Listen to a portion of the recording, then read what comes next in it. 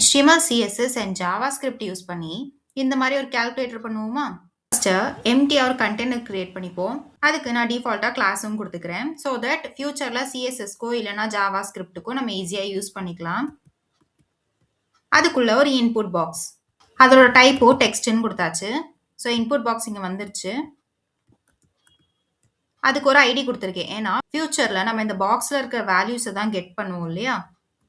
And அதை டிசேபிள்டுன்னு கொடுத்துருக்கேன். ஏன்னா நம்ம அந்த இன்புட் பாக்ஸ்குள்ள டைப் பண்ற மாதிரி இருக்கக்கூடாது. நம்ம பட்டன்ஸ் ப்ரெஸ் பண்ண அந்த வேல்யூஸ் வந்து இன்புட் பாக்ஸ்குள்ள போகணும். சரியா? அதனால தான் நான் டிசேபிள் பண்ணி வச்சிருக்கேன். அதுக்கு கீழே இன்னொரு கண்டெய்னர் ஓப்பன் பண்ணிக்கலாம். இதுக்குள்ள தான் நம்ம எல்லா பட்டன்ஸையும் வைக்க போறோம். கால்குலேட்டர்ல நார்மலா பார்த்துருப்பீங்க இல்லையா? ஃபர்ஸ்ட் பட்டன் வந்துட்டு 7, செகண்ட் பட்டன் 8. இங்க தெரியுதா? பட்டன்ஸ் எல்லாமே வரிசையா வந்துட்டு இருக்கா? ஒரு ரோவா நம்ம வந்துட்டு கிரியேட் பண்ண போறோம். இங்க நான் ஆன் கிளிக் யூஸ் பண்ணியிருக்கேன். ஏன்னா அந்த பட்டனை கிளிக் பண்ணும்போது தான் அந்த இன்புட் பாக்ஸ்ல வேல்யூ போய் இருக்கணும். அண்ட் அந்த பட்டனை கிளிக் பண்ணும்போது ஒரு ஃபங்க்ஷனையும் ட்ரிகர் பண்ணி விட்டுருக்கேன். அண்ட் இங்க இருந்து ஒரு வேல்யூவும் சென்ட் பண்ணியிருக்கேன். இந்த ஃபங்க்ஷன் நம்ம இன்னும் எழுதல, அதோட நேம் மட்டும் தான் கொடுத்து வச்சிருக்கேன். ஒரு டிவிஷன் பட்டன் 7, 8, 9, அதுக்கப்புறம் பக்கத்துல ஒரு டிவிஷன் பட்டன். இந்த டிவிஷன் அண்ட் மல்டிப்ளிகேஷன் எல்லாத்துக்குமே வந்துட்டு ஆப்ரேட்டர்னு பேர் கொடுத்துருக்கேன். மற்ற எல்லாத்துக்குமே நம்பர் அப்படிங்கிற கிளாஸ் கொடுத்துருக்கேன். சரி, அப்பதான் செலக்ட் பண்ணும்போது ஈஸியா இருக்கும். ஓகேவா? இது வந்து கிளியர் பட்டன். தெரியுதா? எல்லாமே ஒரே லைன்ல தான் வந்திருக்கு. நம்ம சிஎஸ்எஸ் கொடுக்கும்போது தான் அது ப்ராப்பரா அலைன் ஆகும். இது ஈக்குவல் பட்டன். ஸோ இந்த இடத்துல நான் கால்குலேட் அப்படிங்கிற ஃபங்க்ஷன் கால் பண்ணியிருக்கேன். இங்க கிளியர் டிஸ்பிளே. ஸோ நம்ம வந்துட்டு 3 டைப்ஸ் ஆஃப் ஃபங்க்ஷன் எழுத போறோம். ஒரு பட்டனை ப்ரெஸ் பண்ணா என்ன ஆகணும், அண்ட் கிளியர் பட்டன் ப்ரெஸ் பண்ணா என்ன ஆகணும், ஈக்குவல் பட்டன் கிளிக் பண்ணும்போது என்ன ஆகணும். அடுத்து சிஎஸ்எஸ் எழுதலாமா? நம்ம எப்பவுமே கொடுக்குற அதே சிஎஸ்எஸ் ப்ராப்பர்ட்டி தான். ஃபர்ஸ்ட் பேக்ரவுண்ட் கலர் கொடுத்துருப்போம். டிஸ்பிளே ஃபிளக்ஸ், இது எதுக்குன்னு உங்களுக்கே தெரியும். பெர்ஃபெக்டா நம்மளோட கண்டென்ட்டை சென்டர் பண்றதுக்காக தான். ஜஸ்டிஃபை கண்டென்ட் சென்டர் ஹாரிசாண்டலா நம்மளோட கண்டென்ட்டை சென்டர் ஆக்கும். அலைன் ஐட்டம் சென்டர் வெர்டிகலா நம்மளோட கண்டென்ட்டை சென்டர் ஆக்கும். இதுக்கு நம்ம எப்பவுமே ஹைட் கொடுப்போம் இல்லையா? இந்த ஹைட்குள்ள என்னோட கண்டென்ட்டை வந்துட்டு சென்டரா கொண்டு வா அப்படின்னு சொல்ற மாதிரி. ஓகேவா? வந்துருச்சா? பெர்ஃபெக்டா சென்டர்ல இருக்கா? அடுத்து ஃபாண்ட் ஃபேமிலி கொடுத்துருக்கேன், வேணும்னா நீங்க கொடுத்துக்கலாம். இனிதான் இந்த கால்குலேட்டர் அப்படிங்கிற கண்டெய்னருக்கு நம்ம ஸ்டைல் பண்ண போறோம். அதுக்கு பேக்ரவுண்ட் கலர் ஒரு லைட் ஷேட் ஆஃப் ப்ளூ கொடுத்துருக்கேன். பேடிங் கொடுத்துருக்கேன். பேடிங் அப்படின்னா இன்னர் ஸ்பேஸ். இந்த எட்ஜஸ் எல்லாம் டச் பண்ணாம இருக்கிறதுக்காக கொடுத்தேன். அண்ட் பார்டர் ரேடியஸ் தெரியுதா? அதில் சேஞ்ச். ஸோ பாக்ஸ் ஷேடோ கொடுத்தோன்னே ஒரு சின்ன எலிவேஷன் மாதிரி ஒன்று இருக்கா? அதுக்கு நான் வேற கலர் கொடுக்குறேன். ஸோ தட் ஒரு க்ளோ எஃபெக்ட் கிடைக்கும். தெரியுதா? வித்தும் கொடுத்தாச்சு. அதுக்கப்புறம் டிஸ்பிளே. ஸோ அதுக்குள்ள இருக்கிற இன்புட் பாக்ஸுக்கு நம்ம இப்போ வந்துட்டு ஸ்டைல் பண்ண போறோம். ஸோ இன்புட் பாக்ஸோட வித்து கொடுத்தாச்சு, ஹைட்டு, அதில் நான் டைப் பண்ணும்போது வர ஃபாண்ட்டோட சைஸஸ், பார்டர் எதுவுமே வேண்டான்னு சொல்லிட்டேன். அண்ட் பார்டர் ரேடியஸும் அப்ளை பண்ணியிருக்கேன். ஸோ தெரியுதா? ஒரு சேஞ்சஸ் கொடுக்க நம்மளோட கால்குலேட்டர் பார்க்கறதுக்கு அழகா இருக்கு. டெக்ஸ்ட் எல்லாமே ரைட் சைடு தான் அலைன் இருக்கணும். ஏன்னா நீங்கள் டைப் பண்ணும்போது இந்த சைட்லேருந்து தான் வரும். கவனிச்சிருக்கீங்களா கால்குலேட்டரில்? ஸோ பேக்ரவுண்டோட கலர் டார்க்காக மாற்றியாச்சு. அதுக்குள்ளே நான் டைப் பண்ண போகிற டெக்ஸ்ட் வந்துட்டு லைட் கலரில் இருக்கணும். அப்போ தான் நல்லா தெரியும் இல்லையா? விசிபிளாக இருக்கும். இதுக்கு ஒரு சின்ன பாக்ஸ் ஷேடோ கொடுத்தாச்சு, கலரும் கொடுத்துக்கிறேன். ஸோ இன்செர்ட்னா அந்த ஷேடோ வந்துட்டு உள்ளே அப்ளை ஆகும். நார்மலாக ஷேடோ கொடுக்கும்போது அது அந்த எலமெண்ட்டுக்கு வெளியே தான் அப்ளை ஆகும். நம்ம இன்சர்ட்னு மென்ஷன் பண்ணும்போது அந்த எலமெண்ட்டுக்கு உள்ள அந்த ஷேடோ அப்ளை ஆகும். தெரியுதா? இங்கே இருக்கிற ஷேடோவும் பாருங்க, இந்த இன்புட் பாக்ஸில் இருக்க ஷேடோவும் பாருங்க. எனி அந்த பட்டன்ஸ் எல்லாத்துக்குமே. ஓகேவா? டிஸ்பிளே கிரிட்னு கொடுத்துட்டேன். ஸோ ஆட்டோமேட்டிக்காக எல்லாருமே அரேஞ்ச் ஆயிட்டாங்களா? நார்மலாக கால்குலேட்டரில் இந்த மாதிரி இருக்காது இல்லையா? பட்டன்ஸ் ரோஸ் அண்ட் காலம்ஸ் கான்செப்டில் தான் இருக்கும். அதுதான் நான் இங்கே பிரிக்க போகிறேன். ஸோ ரிப்பீட் மெத்தட் யூஸ் பண்ணியிருக்கேன். எனக்கு 4 காலம்ஸ் வேணும். எல்லாமே ஈக்குவலாக டிவைட் ஆயிருக்கணும்னு சொல்லியிருக்கேன். தெரியுதா? 1, 2, 3, 4 4 காலம்ஸ் வந்துருச்சு. 4 காலம்ஸுமே ஈக்குவல் சைஸில் இருக்கா? எல்லாமே ரொம்ப க்ளோஸாக இருக்கனால கொஞ்சம் கேப் கொடுத்துப்போம்.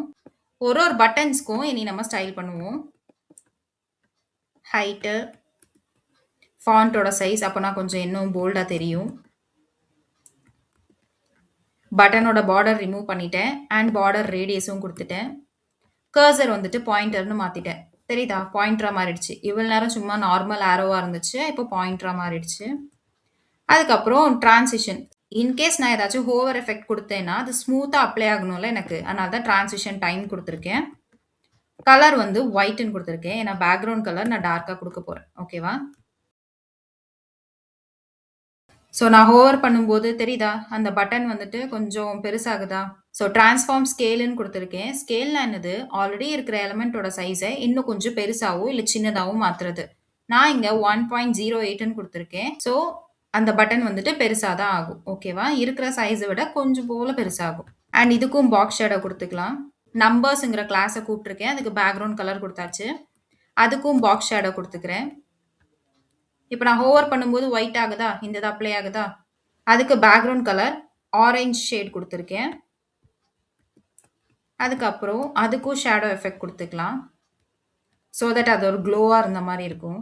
இது வந்து ஈக்குவல் டு பட்டனுக்கு, அதுவும் கொஞ்சம் தனியாக தெரியணும்ல, அதுக்கும் ஷேடோ எஃபெக்ட். அடுத்து கிளியர் பட்டனுக்கும் கொடுத்துக்கலாம், அதுக்கும் ஷேடோ எஃபெக்ட்.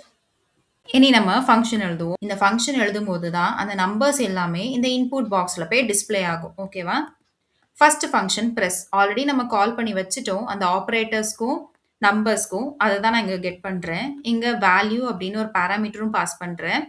அதில் எதெல்லாம் வரும்னா, நம்ம எந்த பர்டிகுலர் பட்டனை கிளிக் பண்ணுறோமோ அதில் இந்த மாதிரி ப்ராக்கெட்டில் கொடுத்து வச்சுருக்கோம்ல, அந்த வேல்யூ தான் பாஸ் ஆகும்.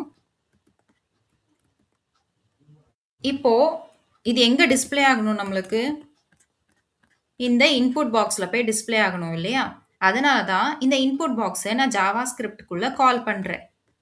அதுக்கு ஒரு மெத்தட் இருக்கு, என்னன்னா get element by ID. So ஒரு எலமெண்ட்டை கெட் பண்ணு அதோட ஐடியை பேஸ் பண்ணின்னு சொல்லியாச்சு. அதோட ஐடியும் நான் இங்கே கொடுத்துட்டேன். இங்கே கொடுத்துருக்கேன்னா இன்புட் பாக்ஸ்க்கு ஐடி டிஸ்பிளேன்ட்டு. ஸோ சேம் ஐடி தான் இங்கேயும் பாஸ் பண்ணியிருக்கேன். அண்ட் அதுக்குள்ளே இருக்கிற வேல்யூவை கேட்டிருக்கேன். பிகாஸ் நம்ம இப்போ 2ன்னு கிளிக் பண்ணுறோன்னா 2 எனக்கு டிஸ்பிளே ஆகணும். அண்ட் 3ன்னு கிளிக் பண்ணும்போது அது கூடவே எனக்கு இந்த 3யும் போய் ஆட் ஆகணும்ல, அதனால தான் ப்ளஸ் இஸ் ஈக்குவல் டு வேல்யூன்னு சொல்லி கொடுத்துருக்கேன். ஓகேவா? Add in the sense join பண்ணிக்கோன்னு சொல்கிறேன், ஏன்னா இது எல்லாமே ஸ்ட்ரிங்காக தான் இருக்குது, தெரியுதா? அடுத்து clear display. So clear display அப்படின்னா அந்த சிங்கிற பட்டன் ஒன்று கொடுத்துருக்கோம்ல, இதை கிளிக் பண்ணும்போது எல்லாமே கிளியர் ஆகுற மாதிரி தான் கான்செப்ட் வச்சுருக்கேன். So document dot get element by ID. இங்கேயும் நம்ம வந்துட்டு இன்புட் பாக்ஸை தான் கெட் பண்ணுறோம். எப்படி? கெட் எலமெண்ட் பை ஐடிங்கிற மெத்தட் யூஸ் பண்ணி தான். அண்ட் அந்த ஐடியும் கொடுத்தாச்சு, டிஸ்பிளேங்கிற ஐடி வச்சிருக்கிற அந்த பர்டிகுலர் எலமெண்ட்டை கெட் பண்ணுன்னு சொல்லியாச்சு. அதுக்குள்ளே இருக்கிற வேல்யூவை எம்டி பண்ணிடுன்னு சொல்கிறேன். ஓகேவா? ஏன்னா நம்ம எல்லாமே ஸ்ட்ரிங்காக தான் யூஸ் பண்ணுறோம். ஸோ எம்டி ஸ்ட்ரிங் கொடுத்துட்டேன்னா நான் அந்த பட்டனை கிளிக் பண்ணும்போது அதோட வேல்யூவை எனக்கு எம்டியாக மாற்றிடும். ஓகேவா? இப்போ 12ன்னு கொடுக்குறேன். சீன் கொடுத்தோன்னே எல்லாமே போயிடுச்சா? ஆல்ரெடி இருக்கிற வேல்யூ கூட நான் அகெயின் கிளிக் பண்ணுற வேல்யூவை எனக்கு ஜாயின் பண்ணி கொடுன்னு கேட்டேன்.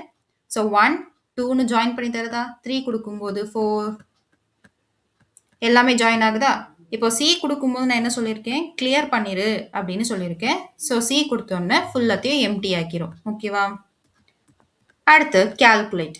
ஸோ இதுக்குள்ளே நான் ட்ரை கேட்ச் யூஸ் பண்ணுறேன். ஓகேவா? ஸோ எக்ஸப்ஷன் ஹேண்ட்லிங்னு சொல்லுவாங்க. ஃபஸ்ட்டு நான் எதை ட்ரை பண்ண சொல்கிறேன்னா, இன்புட் பாக்ஸில் இருக்கிற வேல்யூவை கெட் பண்ண சொல்கிறேன். கெட் பண்ணிவிட்டு எவாலுவேட் பண்ண சொல்கிறேன். சரியா? ஸோ எவாலுவேட்டுங்கிற மெத்தட் கொஞ்சம் ஈஸியாக இருக்கும், அதனால தான் இதை யூஸ் பண்ணியிருக்கேன். ஸோ நம்ம கொடுக்குற எல்லா டேட்டாவையும் அது ஸ்ட்ரிங்காக எடுத்துக்கும். எடுத்துட்டு நம்ம இங்கே சிம்பிள்ஸ் கொடுத்துருக்கோம்ல, ஸோ அதை பேஸ் பண்ணி கால்குலேட் பண்ணி நம்மளுக்கு ஆன்சர் தரும். ஈக்குவல் டு பட்டன் கிளிக் பண்ணும்போது அந்த இன்புட் பாக்ஸில் இருக்க வேல்யூவை கெட் பண்ணுறேன். அதுக்கப்புறம் வேல்யூவேட் பண்ணுறதுக்கு அந்த இதில் என்னெல்லாம் டைப் பண்ணி வச்சுருக்கணும் அதையும் உள்ளே கொடுத்து விடுறேன். இன்கேஸ் இதில் ஏதாச்சும் எரர் இருந்துச்சு அப்படின்னா இந்த கேட்ச் மெத்தட் அதை ஹேண்டில் பண்ணிக்கும்.